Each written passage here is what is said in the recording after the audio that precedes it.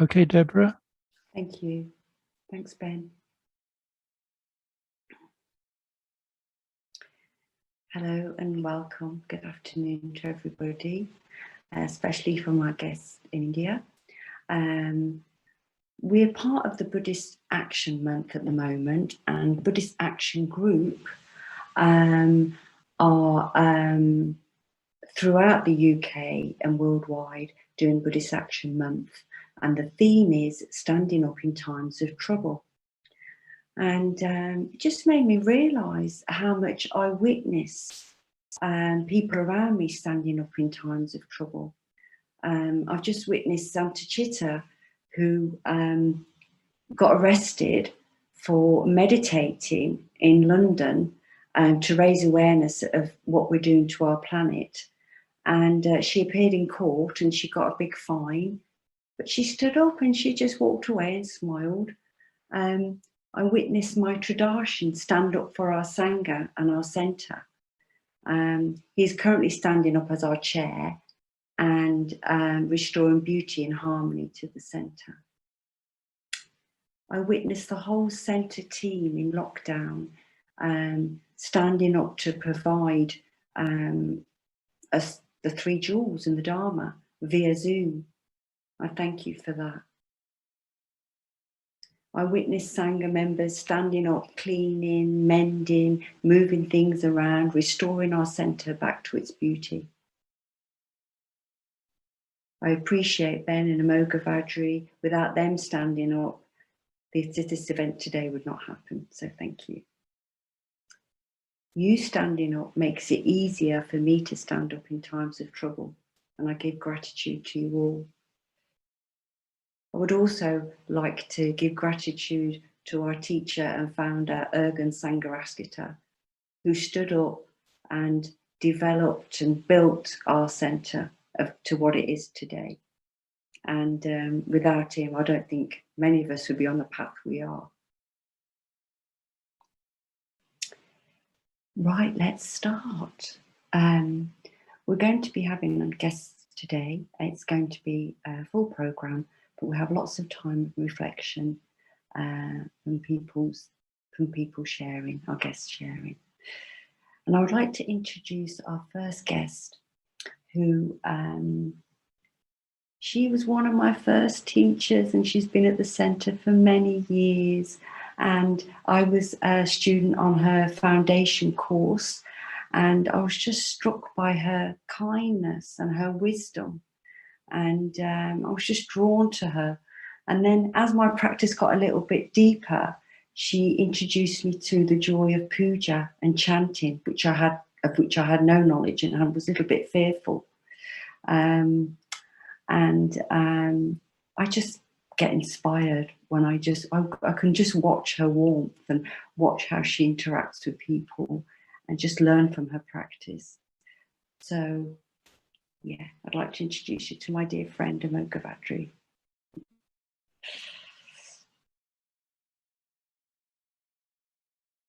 Unmute, dear, don't forget to unmute.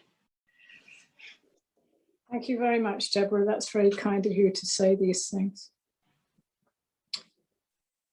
Jai Bim. Jai Bim. I rejoice in the work of Dr. Bhimrao Ranjit Ambedkar, who all his life stood up against injustice and cruelty.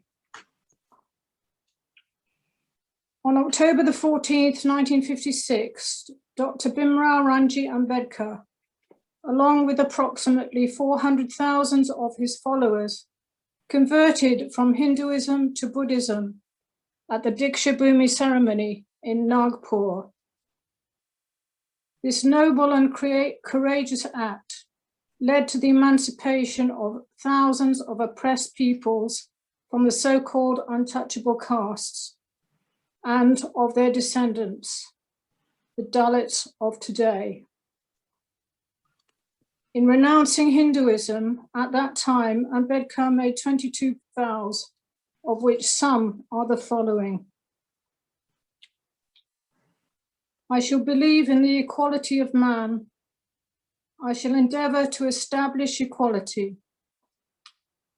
I shall follow the Noble Eightfold Path of the Buddha. I shall follow the paramitas prescribed by the Buddha. I shall have compassion and loving kindness for all living beings and protect them. I shall not steal. I shall not tell lies. I shall not commit carnal sins. I shall not take intoxicants. I shall endeavour to mould my life to the practice of compassion and loving kindness in everyday life. I firmly believe that Dhamma of the Buddha is the only true religion. I solemnly declare and affirm that I shall hereafter lead my life according to the principles and teachings of the Buddha and his Dhamma. I hope today in this short, entirely inadequate talk to convey something of the stature and achievements of this remarkable man.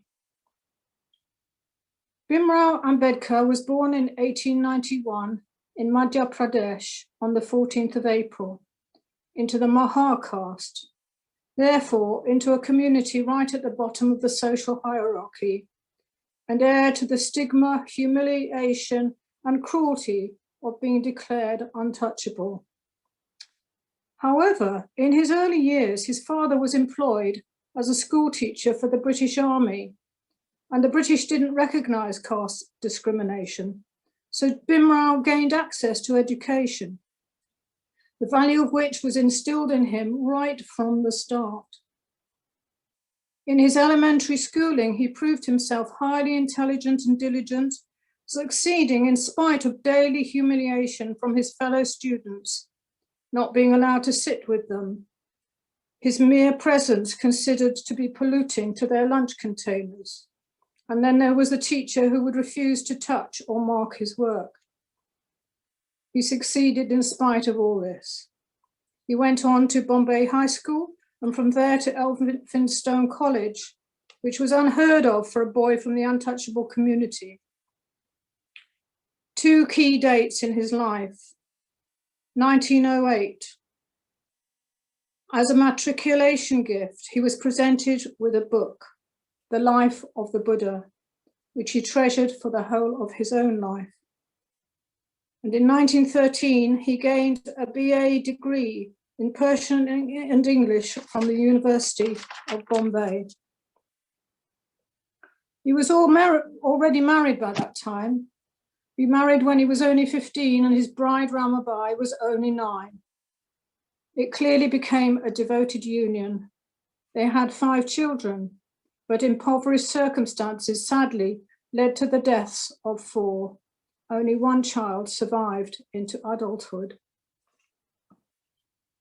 Bhimrao's remarkable achievement brought recognition from an enlightened prince and secured him the means for a scholarship to study abroad in the United States and England, gaining an MA in political science from Columbia University and a PhD from the London School of Economics. In 1917, back in India, he was employed as a secretary to the Maharaja of Baroda. Unfortunately, it was a short-lived position. It quickly became untenable because he was still subject, in spite of his education, to ongoing caste discrimination from the very people who worked under him, who would simply throw their work over him and refuse to be anywhere near. Even finding congenial accommodation proved impossible at that time, and he was close to despair. Nevertheless, from 1920 to 23, he continued his studies of law and economics in London and Germany. Back in India in 1924, he became a practicing barrister at the High Court of Bombay. From then on, Dr. Ambedkar worked tirelessly for the uplift of the depressed classes, continually opposing injustice. He gave talks, speeches, published writings, organized meetings, initiated institutions, and founded a hostel.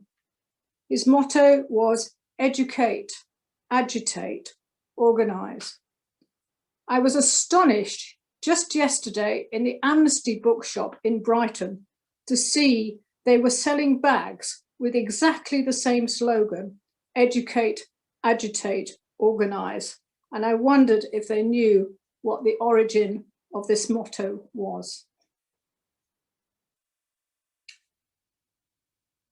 As well as all these activities, Dr. Ambedkar instigated mass protests for the right of untouchable peoples to enter Hindu temples, for their right to drink water from the same facilities as caste Hindus. And one of the main protests was the burning of books, burning of the copies of the Manusmriti, an appalling text that was actually the source of the unspeakable barbaric, cruel practices of caste discrimination. 1935 was a sad year for Dr. Ambedkar when his beloved first wife died. But that same year he declared, "I was born a Hindu, but I will not die a Hindu." And he was constantly researching into the details of other religions to decide on which he would convert to. Dr. Ambedkar was a contemporary of Mahatma Gandhi, but they had rather different perspectives on the emancipation of the depressed classes and how that was to be achieved. And when Gandhi embarked on an extreme fast, almost to the death, to persuade people to take on his own views, Dr. Ambedkar referred to himself as the most hated man in India because Gandhi was seen as a saint. But Dr. Ambedkar had to compromise on his own ideals. Nevertheless, when India achieved independence from the British in 1947, Nehru appointed Dr. Ambedkar as the first law minister of the new independent India. And he became the chief architect of the constitution in which caste discrimination was declared illegal. Illegal or not, the psychological imprint of caste discrimination is still very much alive today.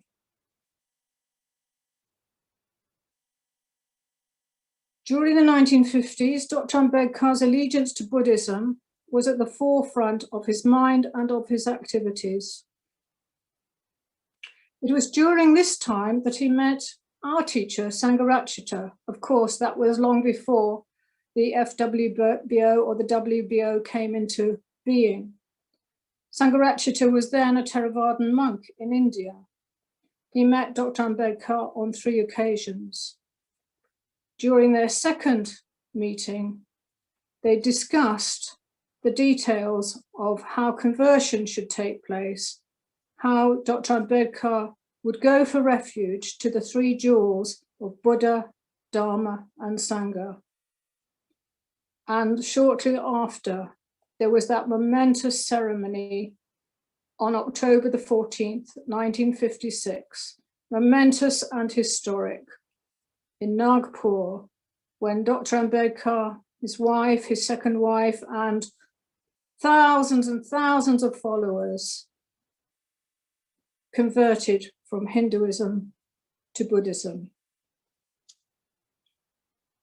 Sangharakshita met Dr. Ambedkar only once after the conversion ceremony, and that was quite a sad occasion because it was quite clear that the great man was really devastated by exhaustion and illness. He died only weeks after the conversion, to the immense sorrow and devastation of his followers. In the book, Ambedkar and Buddhism, Sangharakshita describes the situation as follows.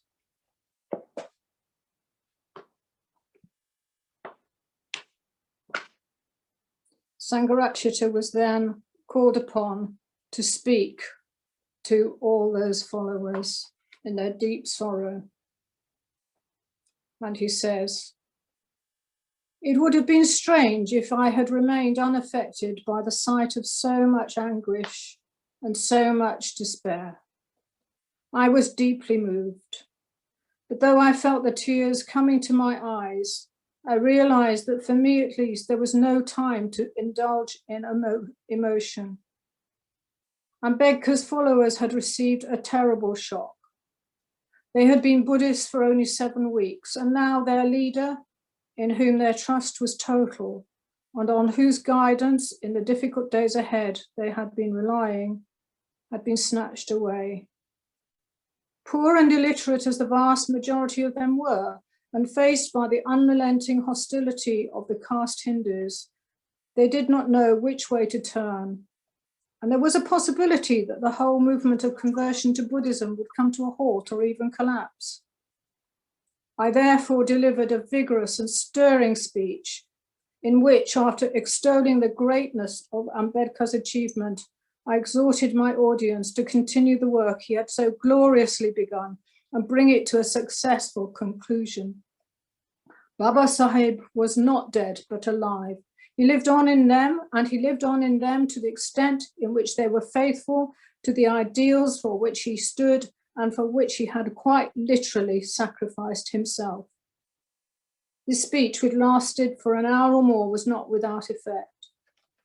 Ambedkar's stricken followers began to realize that it was not the end of the world, that there was a future for them even after their beloved Baba Sahib's death. The future was not devoid of hope. While I was speaking, I had an extraordinary experience. Above the crowd, there hung an enormous presence. Whether that presence was Ambedkar's own departed consciousness, still hovering over his followers, or whether it was a collective product of their thoughts at that time of trial and crisis, I do not know, but it was as real to me as the people I was addressing. In the course of the next 4 days, I visited practically all the untouchable localities of Nagpur and made more than 40 speeches, besides initiating about 30,000 people into Buddhism and delivering lectures at Nagpur University and at the local branch of the Ramakrishnan mission.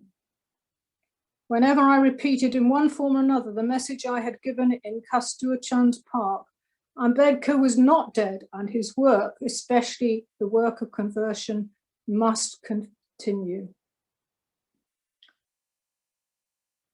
So that was the beginning of the connection between Sangharakshita and those communities.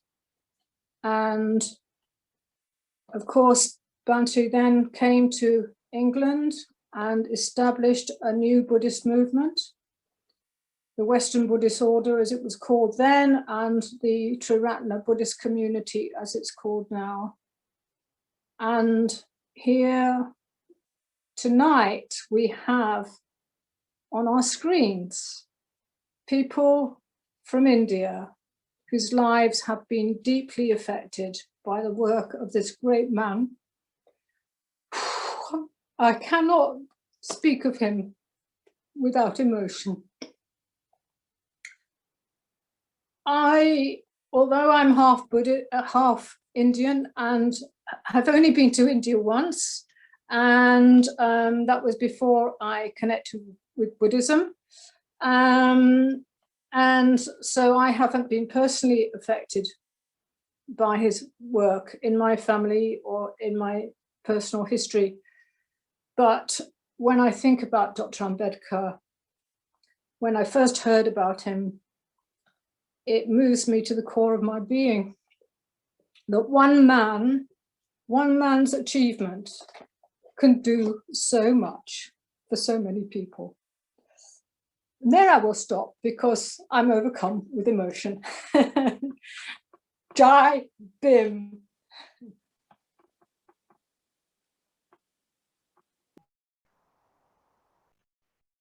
I'd like to introduce you to our next guest, who we've had so much fun together over the years.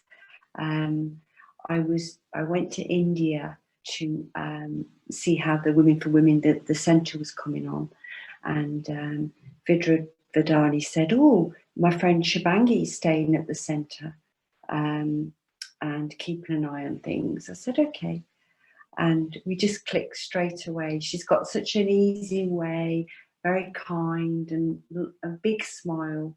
And we became close friends, and we travelled together. And Shibangi took me to Nagpur, where the Ambedkar memorial site is, and the place where he converted thousands of Dalits into Buddhism. And Shibangi took me to her hometown, her home village, and her mother was there, and her family, and the neighbours, and they made a beautiful meal, and there was a lot of laughter and fun. And then me and Shibangi, we travelled to Rishikesh, and we enjoyed the yoga. And I went to Pune because Shibangi was studying to be a social worker, so I went to her college and met her fellow students and had a lovely afternoon. And Shibangi now is involved with the Ambedkar movement. So I'm going to introduce her and hand over to her. Hi, Shibangi. Can you hear me? Yes, Deborah. Thank you so much. Yeah. So, You want to tell us where you are at the moment? Yeah. So right now I'm staying with my family. I live before that I lived in Pune. I had done my education in women's studies. I done my MA and MPhil there. And after the pandemic start, I returned to my home. And from 5 months I'm staying with my family. And I got good chance to stay with my family. After a long time I'm staying with my family.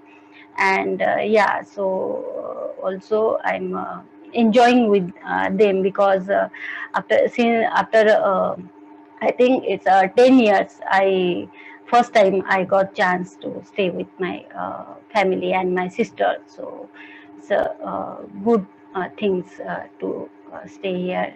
And also simultaneously I'm studying, and also I'm doing teaching work at the various college in Pune. So I'm also teaching online students as a women's studies topic. So yeah, and also I'm trying to apply for the PhD since I completed my MPhil. So after that I will start apply for PhD also. And while taking and doing my work, I found interesting movement, because I know some people from the not politics, but they are doing some social work, and they belong to the they work grouply, they Beam Army, called Beam Army. And this is the political group. But I found interesting in this group that they work for the society, and also work for the victims or caste-based discrimination happens in India. So they help them to get justice. So I find this group is very interesting, and I'm working with them. So and we recently found one group called Dalit Times. And from this group, Dalit Times come Ambedkar Right movements. We as we discussed this, that however means we work and we work for to get justice to people, because many caste discrimination happen in India. So most of the people, or most of the who suffer from such a caste system, so they don't get justice, or they deny such a basic right. So we approach them and ask them if they need some help, and we try every in every way that they will get justice. So on behalf of, I'm speaking, means I will share my thoughts and my work also. Yeah, so hello everybody, greetings from India, and Jai Bhim and Namo Buddhaya to all. My name is Shubhangi. Yeah, and thank you so much, Deborah, for giving me this opportunity to share my work and my thoughts about Ambedkarite movement works in India, where I do voluntary work. I hope my English is clearly understandable, and if not, please do not hesitate to ask me in between. Yeah. So, firstly, I will share my experience, because I come from that community where the category there is a gradation in India. So since I began to understand Baba Sahib's works for society, and especially for untouchable people, I started thinking about how the hierarchical system works in Indian society. Also, in my personal experience, many times I faced caste discrimination. One such a experience was being denied a job at a Xerox copy center because I come from a lower caste, which is a scheduled caste category. There is a caste-based gradation in India. So after independence, Baba Sahib wrote the Constitution of New India and gave the rights to every single human being according to what their communities need. India has caste-based system and divides people into hierarchical position, and those position leads to discrimination among people. Also, uh, uh, value of a human being is denied according to caste system.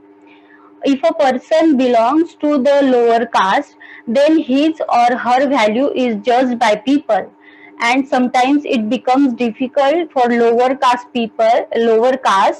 uh, then lower caste people to find jobs for their survival. Most of the lower caste people are working as a manual scavenger, because no other people want to do these jobs. They think that this work is only to be done by Dalit caste people. uh, Baba Sahib brought the forefront many of the issues regarding caste-based inequality and discrimination, as a result of which today's young generation that belong to the Dalit community. I will explain here that what is the Dalit category and scheduled caste category. So Dalit is a social category, and scheduled caste, which is scheduled caste, is a political category. So the Dalit community are joining hands to fight injustice.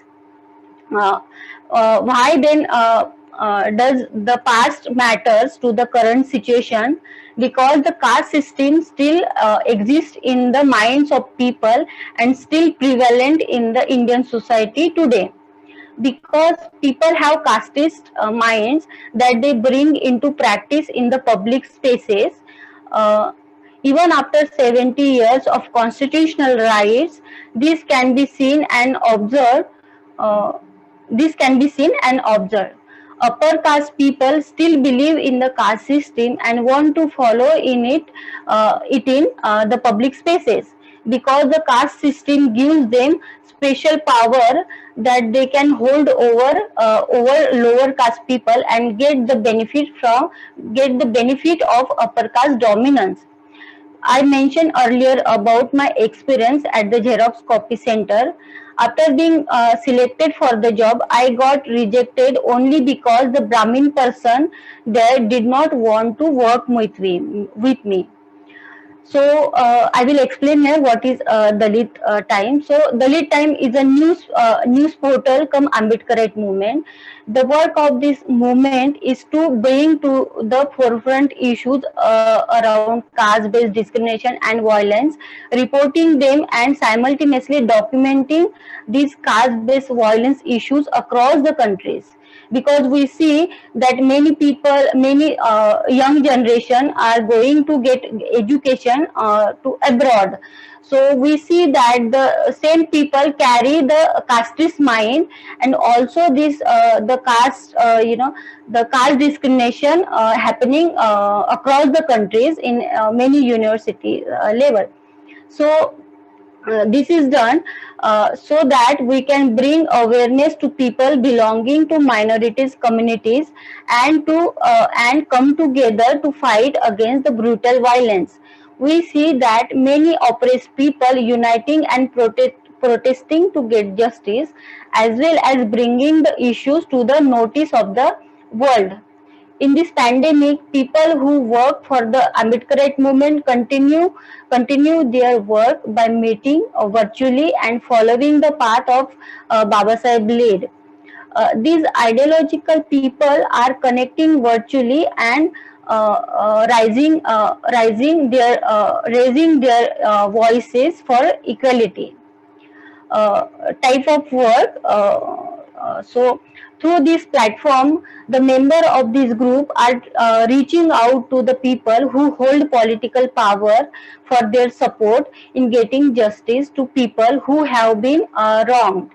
Also, through this group, we invite researchers, scholars who are writing around caste and identity and making a thesis, so people can read and study about the current situation from their dissertations. So recent incidents of caste-based discrimination and violence, the gang rape of a young Dalit women in Hathras is sorry, yeah. So I will read again. Recent incidents of caste-based discrimination and violence. The gang rape of a young Dalit women in Hathras is one of example of the rape forms on Dalit women in modern society. So many feminists says that we should not map such a crimes as a like worst or worst, but we should see the differences of violence. The if one incident we remember that the one Hindu community girl got raped, and after that she got good treatment. She some people help her, even political people also help her to get recover and get good treatment after, but she died, and she was but she died. But in the Dalit women case, uh, uh, in this case, four upper caste men, mostly of the Thakur community, raped Dalit women and mercilessly beat her and paralyzed. After her parents took her to the hospital, she did not receive proper treatment because she was a Dalit woman, and she died in the hospital. But some people from the Dalit community holding power in the political spaces and are involved in political activity raised the issue and demanded justice to women. Lot of people and the Ambedkar movement people came together, protested, and fought for Dalit women to get justice. So even after the death of that Dalit girl, she was not even buried properly. Her body was burned using petrol, kerosene, and some clothes and wood in the middle of the night, so that the police could destroy the evidence. Another issue is that Dalit people still don't have access to water in many villages in India. upper caste people in the village don't allow them to fill water from the common well in the village because of untouchability. This is still prevalent today, 70 years after Baba Sahib wrote the constitution and gave equal rights to the every single human being. Baba Sahib himself had faced the difficulty of access to water in the school and in the society. Mahad Satyagraha was led by Baba Sahib Ambedkar on 20th March 1927 to allow untouchable to use water in the public tank in Mahad. The practices of untouchability has been outlawed by the Indian Constitution. But laws alone are never a panacea for social ills, and therefore the practices still continue in various forms. So yeah, this is the situation we see in India even after 70 years also, and even Baba Sahib wrote the constitution, but still the caste system works in, it's not in the like it's not in the mind, but people actually practice the caste system in public spaces also. So that's why the the scheduled caste or minorities communities face such a caste discrimination based violence. And yeah, so this is the current situation of in India. So we need to see such a we need to understand the caste system. And yeah, because I shared my experience that why I got rejected, because I come from a lower caste. Yeah, if anybody want to ask or anybody have some comments or on question, so please ask me. Yeah, I will stop Yes, here. And Shivangi, I was just thinking what you said earlier about the Ambedkar movement. So that helps. Is that helping at the moment? Is that helping people? sorry. The Ambedkar movement. Yeah. So I shared the the Dalit Times as recently formed, because this Dalit Times group are working tirelessly for society, and they are bringing the issues of caste based violence and reporting them and simultaneously documenting them. So so the victims can get justice to using such a documents. And yeah, they will get also the support from this group. They Dalit Times group are traveling across the countries and like fact finding, doing fact finding, the situation or the the violence happens. So yeah, and we are reaching out to the people, and we also simultaneously helping them to get justice, to find the comfort space, because after the violence many community, because we see that in villages, most of the people are belong to dominance community like Hindu community, and very few people stays like 10 homes or 10 houses in the one village. So majority of the people belong to the Hindu community, and very few houses are there. So many Dalit people or Bahujan people facing such a problem still in a recent context also. So yeah, I hope uh, Thank you. hello. Yeah, I'm here. Can you hear me? Can you hear me? Yeah. Yeah. Thank you. That just gives us a real insight to what's happening now. And Yes, and this is the recent issues I have explained. So yeah, yes. so Onwards and upwards, the work that you're doing. Sorry. The work that you're doing. The work you're. Yeah, yeah. Yeah. Yeah. Yeah, so I'm working as a opinion editor. So this for this group, Dalit Times group, and I contacting some scholar researchers who mainly writes about the caste system, who like who are working also, and simultaneously they are writing about caste system and bringing into notice. Yeah, this is the my work. I'm contacting some scholars who are Dalit, and they are working on the for to annihilation of caste work, we can say that. Yes. So yeah, so I till now I have contacted many 200 people till now. So we have list of that people who are writing, and also coming together to fight justice and helping each other, in across the countries. We can contact, like from this platform we are providing contacts also to get justice. So, and this is the very needed need of work to for society. Yeah. Thank you for your input today. Thank you, Deborah. Yes. Yes.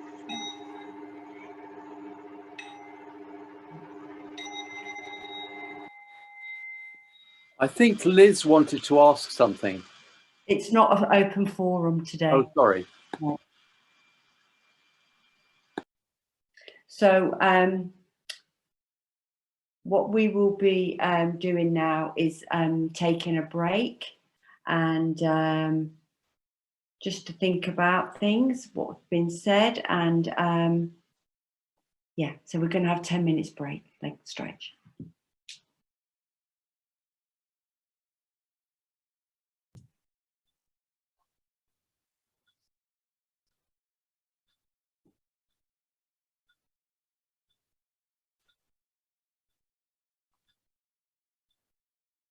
Thank you everyone. I had a nice little break.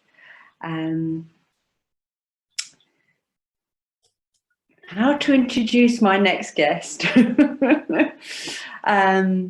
Vardani, I hope I'm pronouncing it correctly, was pretty when we met in 2011 via Karma Vajra, her husband.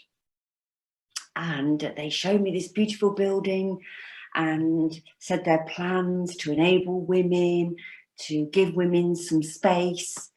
And we put our heads together and we came up with Women for Women. And I fundraised in Brighton Sangha, which Sussex Sangha, not just Brighton. And we raised money, and I took the money back, and we built the centre. And it was a very exciting time for the three of us, wasn't it? And we had lots of fun. And now Vidra Vardani's been ordained, and she's going to be sharing with us a little bit about how she found Triratna and joined the order, and the work that she's doing now, because Vidra Vardani's always stood up for women, and she's worked with women doing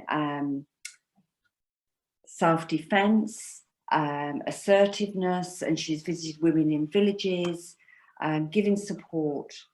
So I'm going to hand you over to Vidra Vardani. Thank you. Hello everyone, Namo Buddhaya, Jai Bhim. I hope you all are very well, and thank you so much, Deborah and Brighton Center, to invite us. And it's always a pleasure to talk about Dr. Ambedkar and our Triratna Sangha. So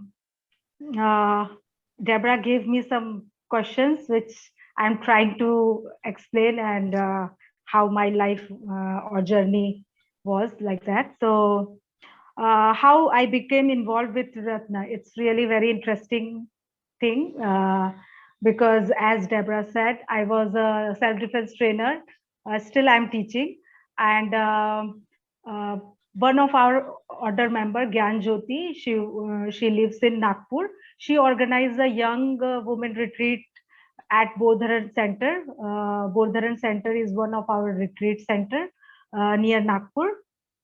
So just they invite us and we went there, and it was first time when I saw a Buddha statue and puja, chanting, and first time I met in my life some Buddhist people, and I was very curious to know what they are practicing, because at that time I think I was 27, 28-year old, and till that time I haven't been through any Buddhist people, so I was not much know about Buddhism and practice. So when I met some of the people, it was really, I sense that there are something different in them. They are doing something different, because at that time I was from Hindu background. I belong to a Hindu family background, and my education and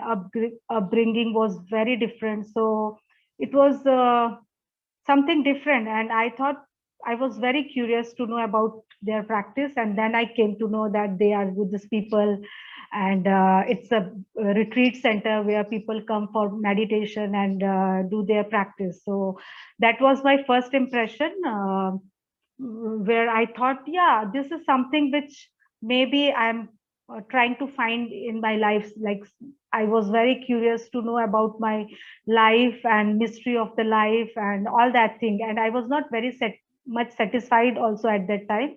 I had some hard time during that time. So inside I was very sad and unsatisfied. So when I met these people, I thought, okay, maybe later I will come to know more things. So then in my self-defense training, we go through a training called NVC, non-violent communication training. So at that time also I was very curious to know about that training, because the communication thing was like to connect with people and understand each other's needs and all that. So that was my first, I think I can say, first spiritual kind of way to connect with other people.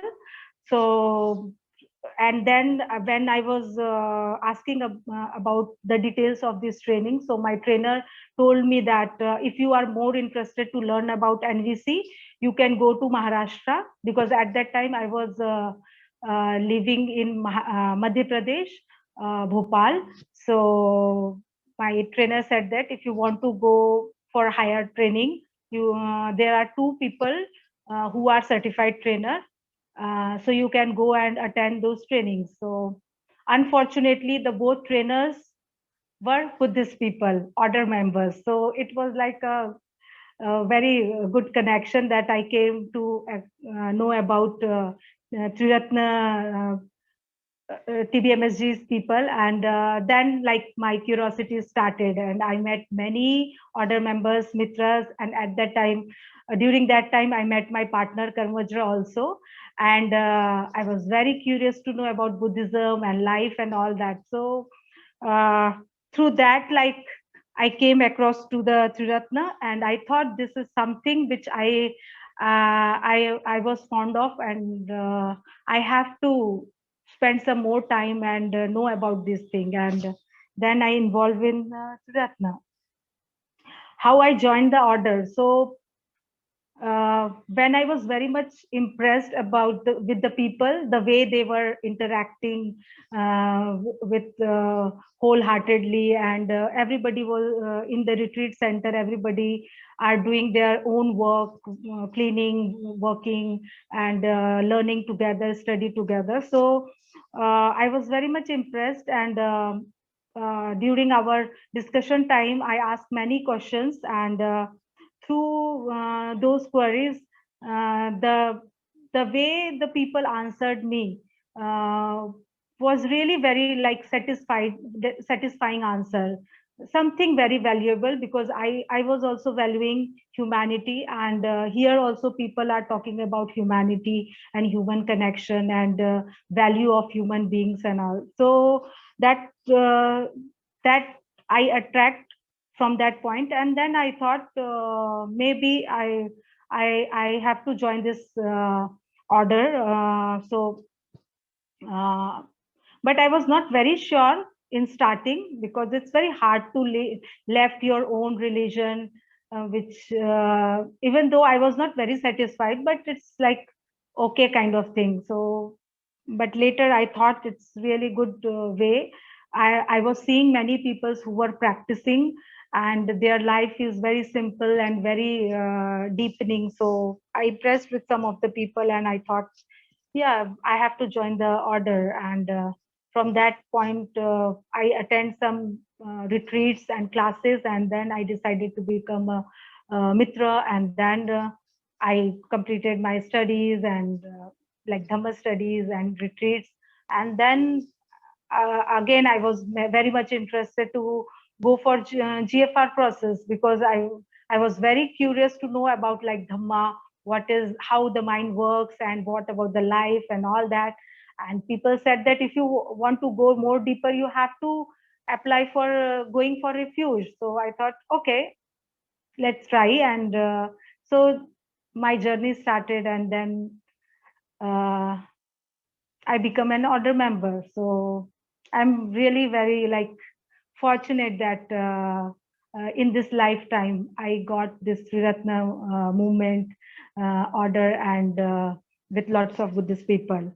And how Dr. Ambedkar influenced my life decision. It's really like, I think now like Dr. Ambedkar influenced my whole life, because even all over India, Dr. Ambedkar works for every human being. It's not only he worked for a particular caste and class, he worked for every single people. Though I was not very much aware about Dr. Ambedkar's contribution, but when, as I told, when I was searching for my meaningful life, and I was very curious to know about my life and practice. I was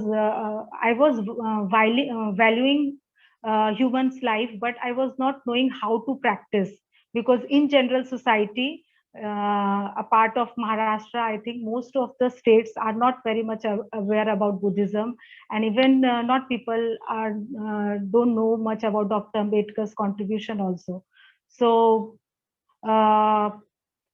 When I met Buddhist people in TBMSG in Triratna, they were practicing real practice. They were really practicing very deeper, and through their simplicity and through their honesty practicing, I attract, and through them I came to know across about Dr. Ambedkar. And it's really amazed that what he did, because in India we have a slogan called because he was, we are. So we always believe that because of him only we are sustained. And because of his conversion, and what Amog Vajri also explained about how Bhante met to Dr. Ambedkar, and how our TBMSG grows and yeah, found and grows.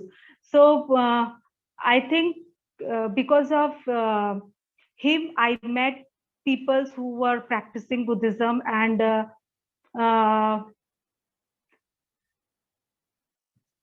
what I can say, yeah, if he would not give this conversion, I don't think we were sit here and talk to each other like this. So this time also, during this, and especially I can talk about this COVID time, I really feel his contribution, because I can't imagine if without Buddhist, like if I was not a Buddhist in this difficult time, how I can survive. Just because we are Buddhist, we are practicing Buddhism, we are all connected internationally, nationally, we are facing this problem very easily, I can say, because we know each and every day we receive many messages from abroad and from India also, and during this pandemic time we are supporting each other. So I can say just because of Dr. Ambedkar, Bhante Urgene Sanrakshit, we all are connected. So that's why I think Dr. Ambedkar influenced my life, like my whole life. If he couldn't give this Buddhism, I can't imagine my life. So I'm really very grateful to him. And I really truly believe that because he was, we are. So that's my small presentation, I can say. Thank you so much. Namo Buddhaya, Jai Bhim.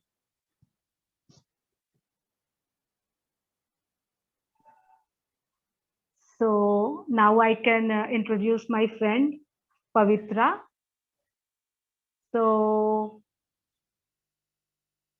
yeah. So Pavitra, her name means purity.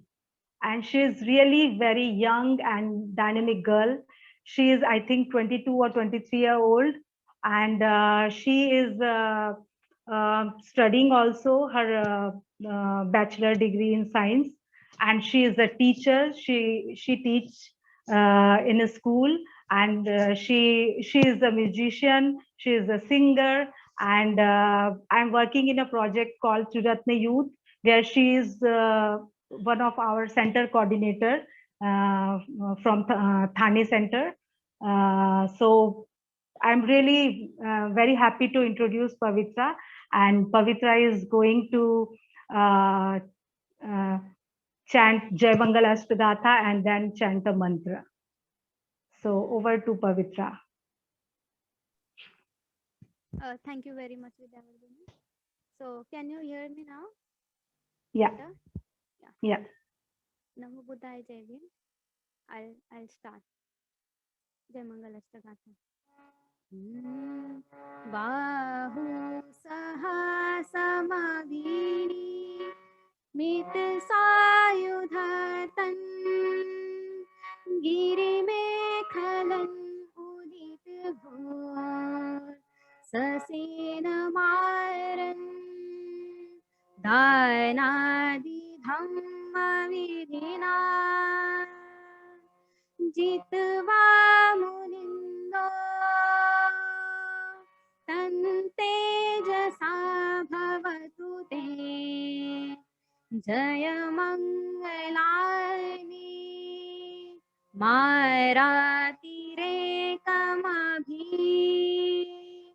yujit sabaratin ghoram panalavakamaka matadayakhan khanti sudanta vidhina jitva munindo tante jasa bhavatu te jaya mangalani nalagiri gajavaran atimata bhutan Davagi kamasaniva sudarunantan metambu sekhavidina jitva munindo tante jasa bhavatu te jaya mangalani Ukhit khagamati hata sudarunatan dhavanti yoja pathanayo limalavatan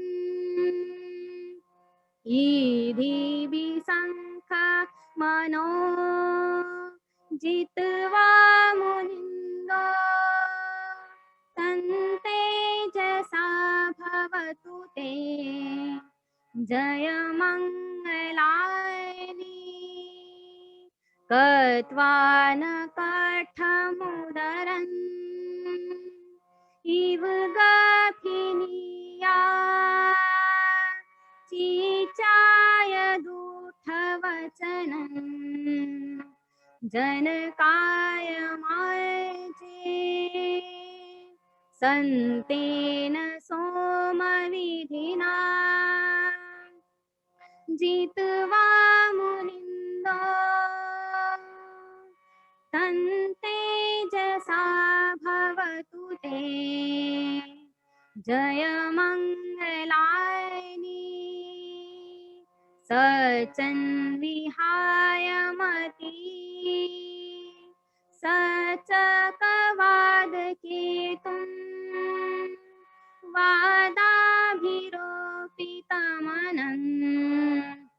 अति अन्धभूतन् पर्यापदीपजलितो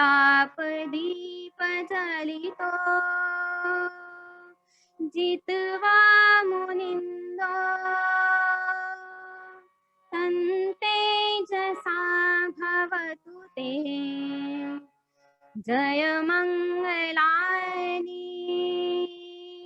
नन्दोपनन्दभुजगन् विबुधन्महीरिम् पूतेन थेरभुजगेन दमापयन्तो ईदपदे सविधिना जित्वा मुनिन्दो तन्तेजसा भवतु ते जयमङ्गलानि दुर्गाहदीठिभुजगेन सुदठन् ब्रह्मा विशुद्धिज्योतिनिधि बकाभिधानन् यानागदेन विधिना जित्वा मुनिन्दो तन्तेजसा भवतु ते जयमङ्गलानि एतापि बुध जयमङ्गल अठगाथा यो वाचको दिन दिने सरते मतर्दिन् हित्वाननेक विविधा निचुपद्यवानी मोखं सुखं अधिगमेय नरो सपयो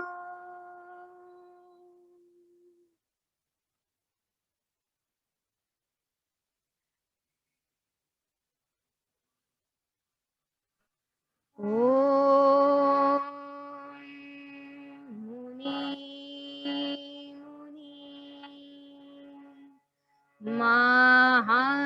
महामुनि शाक्य मुनि साधु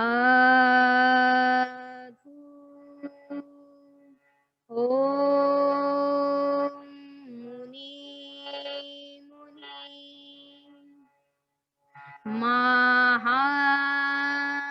महामुनि शाक्य मुनि साधु ओम मुनि महामुनि शाक्य मुनि साधु ओम मुनि महामुनि Shakya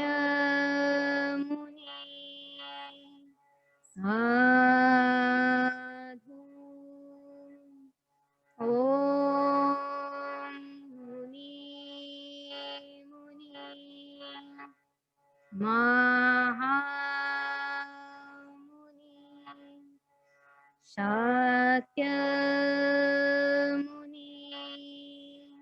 Sadhu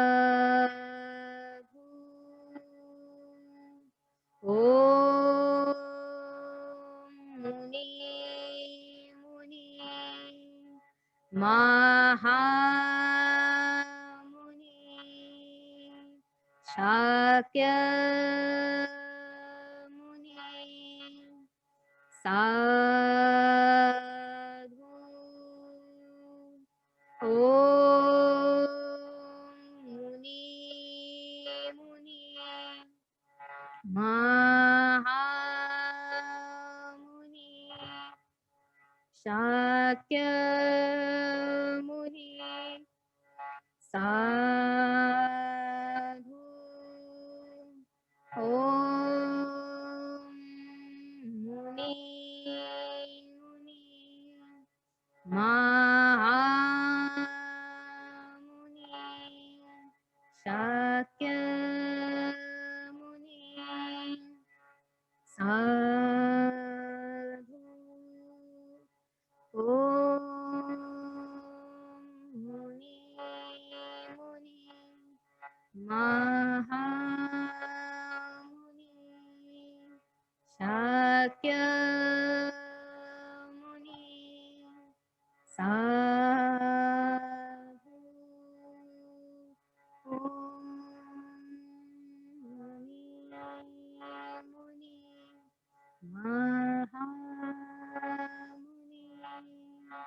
Shakyamuni Sadhu Om Muni Muni Mahamuni Shakyamuni Sadhu.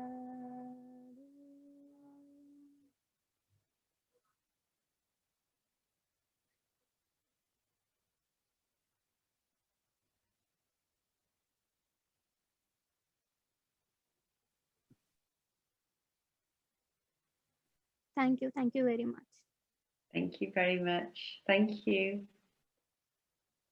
Verdia, Verdia.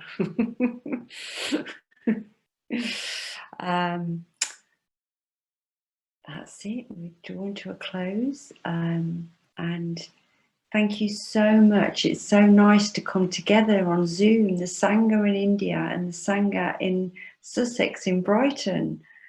We must do it more often, I think. Just a few little notes. If you would like to know more about Dr. Ambedkar, there is a film on YouTube. It's quite a long film, but you can watch it over a few days. And it shows you his life and how he tried to work with Gandhi and how he came into Buddhism. And you can go on YouTube and get lots of information about Ambedkar and the movement. Just to let you know, but Buddhist Action Month is still going on, and we've got a couple more events. We've got an event on Wednesday evening, and Santa Chitta, I cannot remember the name of the person on Wednesday. Would you help me? Vara Rucci is talking about his experience of working in a prison as a prison chaplain. Yeah. And when are you doing your event, you and Jackie? Sunday the 4th of July, a week today. Week today. But you need to book if you want to come. I think there are only about 2 places left. Okay. Thank you. Is there anything else, Mogavadri, that?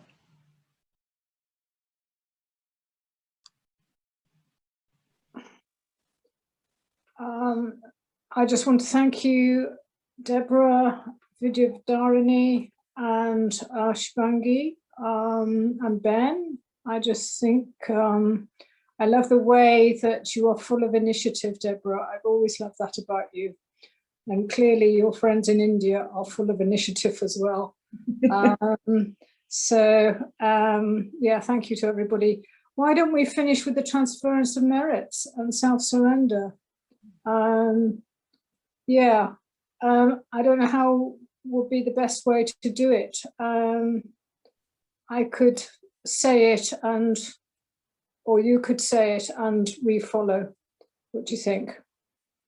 You say it, we follow. Yeah, are you sure? Okay.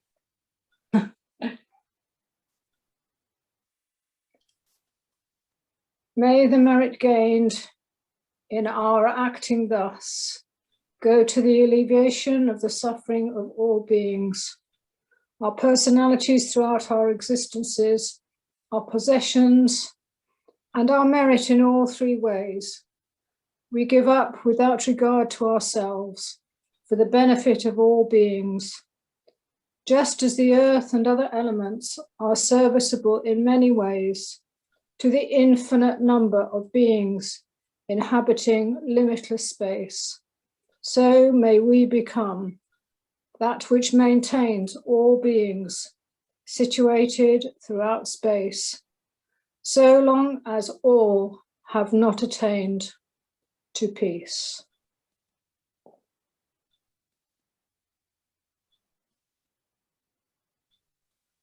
Amogh Bajri, I want to say in Hindi because our Indian people are here. Oh, please, So, yes, do. Yeah, I'd love to hear it in Hindi. Yeah. पुण्य तथा आत्म भावादि परित्याग एवं सब करके मैंने जो पुण्यार्जन किया है उससे सब प्राणियों का सर्व दुख शमनकारी बनूं, जैसे पृथ्वी आदि महाभूत अनंत आकाश पर्यंत व्याप्त अनगिनत प्राणियों के नाना प्रकार से भोग्य होते हैं, वैसे ही आकाश व्याप्त प्राणियों के लिए मैं तब तक नाना प्रकार से उपजीव्य हूँ जब तक कि सब शांति का लाभ न कर लें।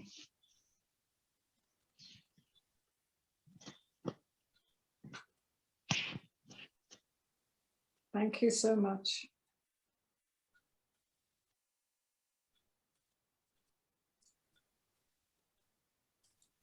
So over to you again, Deborah. Thank you everybody for coming, and I hope you'll be joining us soon again in Buddhist Action Month. And thank you to our Indian guests, our Indian brothers and sisters. And if you would like to give a donation, it will go directly to the Indian Dharma Trust, and you can do that via the Buddhist Centre, and you just put an I by the donation. It goes direct to India. Thank you, everybody. Thank you so much. Thank you, Deborah. Thank you to all of very you. much, Deborah. It's nice to see you after a Thank you. long time. Thank you. Thank